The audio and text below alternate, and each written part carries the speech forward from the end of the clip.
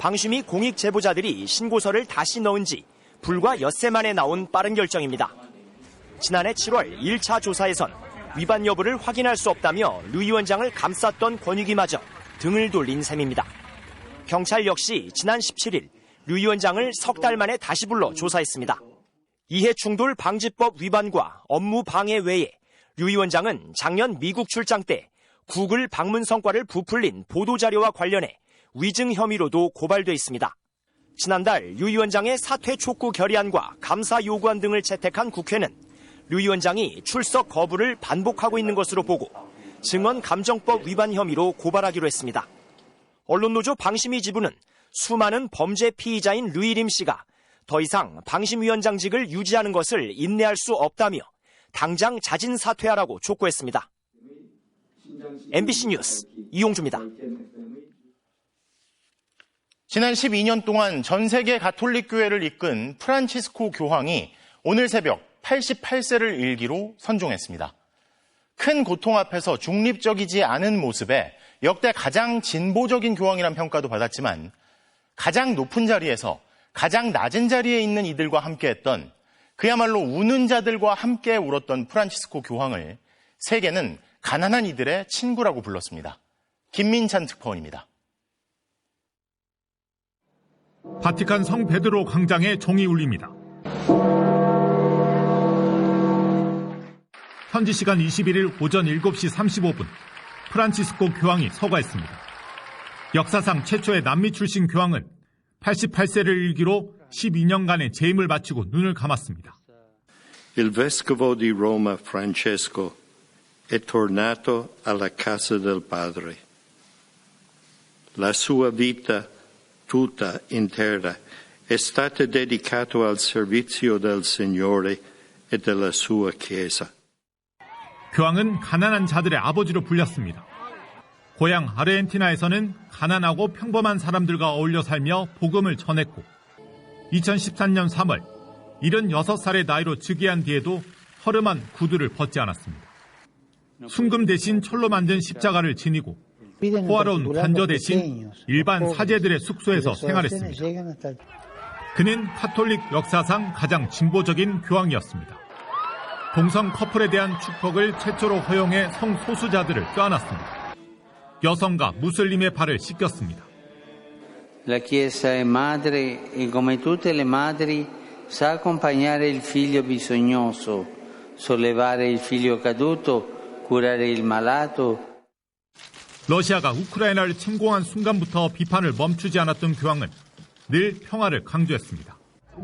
가자 전쟁에 대해선 추기경이 배독한 부활절 연설을 통해 전쟁을 끝내라고 촉구했습니다. 그의 마지막 연설이었습니다. 프란치스코 교황은 토요일 미사에 휠체어를 타고 등장해 신자들을 축복하고 바로 다음 날 선종했습니다. 전 세계 지도자들은 프란치스코 교황의 선종 소식에 일제히 깊은 애도를 표했습니다. 교황의 장례는 평소 고인의 뜻에 따라 간소하게 치러질 것으로 보입니다. 베를린에서 MBC 뉴스 김민찬입니다. 전 세계에서 사랑과 존경을 받았던 프란치스코 교황은 한국에 대한 사랑이 각별했습니다. 교황 즉위 뒤 아시아 첫 방문지로 한국을 택했고 누가 뭐래도 가장 고통받고 소외된 이들을 위해 기도하며 직접 이들을 만나 위로와 용기의 메시지를 전했는데요. 임소정 기자입니다. 아르헨티나 사제 시절부터 시작된 한국과의 인연. 아픈 이들을 위해 지구 반대편에서 날아온 한국인 수녀들을 교황은 잊지 않았습니다. 갑자기 이렇게 말씀하셨어요. 한국을 정말 나는 사랑합니다. 수많은 순교자들의 희생 위에 세워진 한국 천주교에 특별한 의미를 부여한 교황. 즉위 직후 아시아 첫 방문지로 한국을 택했습니다. 그가 가장 먼저 향한 곳은 세월호였습니다. 노란 리본을 달고 만난 유가족에게 자신의 세례명 프란치스코를 줬습니다. 실종자들의 이름을 하나하나 부르며 가족의 품으로 돌아오길 바란다는 편지도 남겼습니다. As well as those who continue to be affected by this great national disaster. 위로의 행보가 정치적으로 이용될 수 있다는 일각의 우려는 단호하게 반박했습니다. Ma senti, col dolore umano non si può essere neutrale. Così ho risposto. Quello che io sento. 아이들을 보면 그냥 지나치지 못했고 위안부 피해자, 장애인, 해고 노동자 등 소외된 사람들을 찾아가 끌어안았습니다. Tutto, no? La dignità che loro hanno e anche quanto hanno sofferto, no? 이태원 참사와 오송 참사, 제주항공 여객기 사고와 최근 영남 산불까지 Per le vittime dell'attentato terroristico che a Mogadiscio ha ucciso più di 100 persone. 아픔이 있는 곳엔 그의 기도도 있었습니다. 가장 힘없고 약한 사람을 구해내야만 그게 바로 문명이다라는 메시지거든요.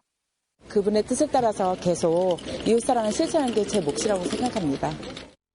지상유일의 분단국 한반도의 평화를 기원하며 방북 의지를 밝히기도 했던 교황. 끝내 그 꿈은 남겨둔 채 우리 곁을 떠났습니다. MBC 뉴스 임소정입니다. 더불어민주당 이재명 예비후보가 다자구도 여론조사에서 처음으로 대선 후보 적합도 50%를 돌파했습니다. 이른바 이재명 대세론을 굳히고 있다는 평가가 나오는데요. 민주당 당내 경선 2위 자리를 두고도 경쟁이 치열합니다. 신수아 기자가 보도합니다. 더불어민주당 이재명 예비후보가 차기 대선 후보 적합도를 묻는 다자 대결에서 처음으로 50%를 넘었습니다. 리얼미터가 지난 16일부터 18일 전국 18세 이상 유권자 1,504명을 대상으로 조사한 결과 다자조사에서 이재명 후보가 50.2%로 김문수 후보 12.2%, 한동훈 후보 8.5%, 홍준표 후보 7.5% 순으로 집계됐습니다.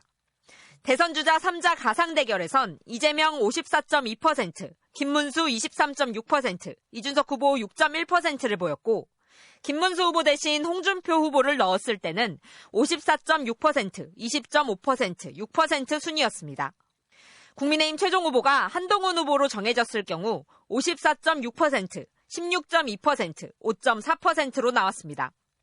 당내 경선에선 이재명 독주 체제가 더 뚜렷합니다. 충청, 영남권 순회 경선에서 이재명 후보의 득표율은 89.56%, 1997년 김대중 후보 78.04%, 2012년 박근혜 후보의 83.97%를 뛰어넘는 수치입니다.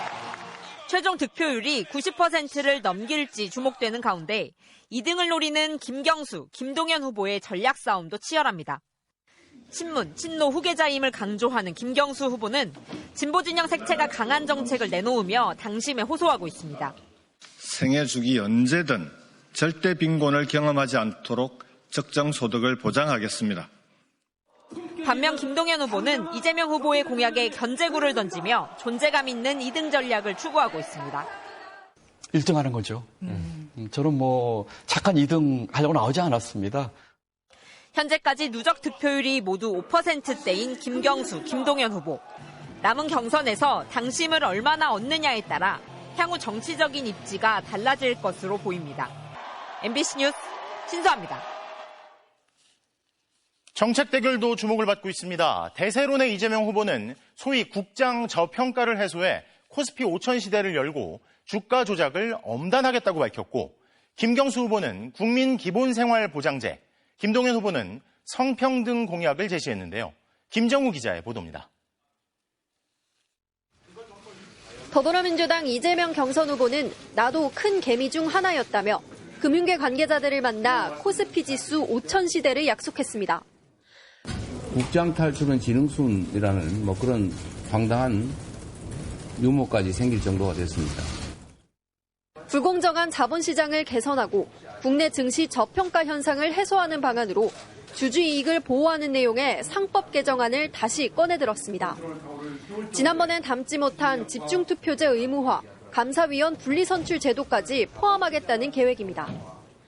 이번에 상법 개정을 실패했는데 최대한 빠른 시간 내에 다시 해야 될 것 같아요. 코리아 디스카운트 시장학적 리스크라고 하는 게 지금 너무 심화돼 있죠. 가치가 없는 종목은 속가내고 주가 조작에 가담하면 주식시장에 참여할 수 없도록 한 원스트라이크 아웃제 도입도 예고했습니다. 자본시장을 겨냥한 이 후보와 달리 김경수 후보는 국민기본생활보장제도라는 소득보장 정책을 꺼내들었습니다. 중위소득 40%의 최저소득을 모든 국민에게 보장하겠습니다. 윤석열 정부의 감세 보급만으로도 절대 빈곤 없는 사회는 충분히 가능합니다. 검찰청 폐지와 수사 기소기능 분리, 공수처 권한 확대 등 사법개혁 방안과 군 징병, 모병 혼용제도 함께 공약했습니다. 김동연 후보가 꺼낸 카드는 성평등이었습니다. 특히 강간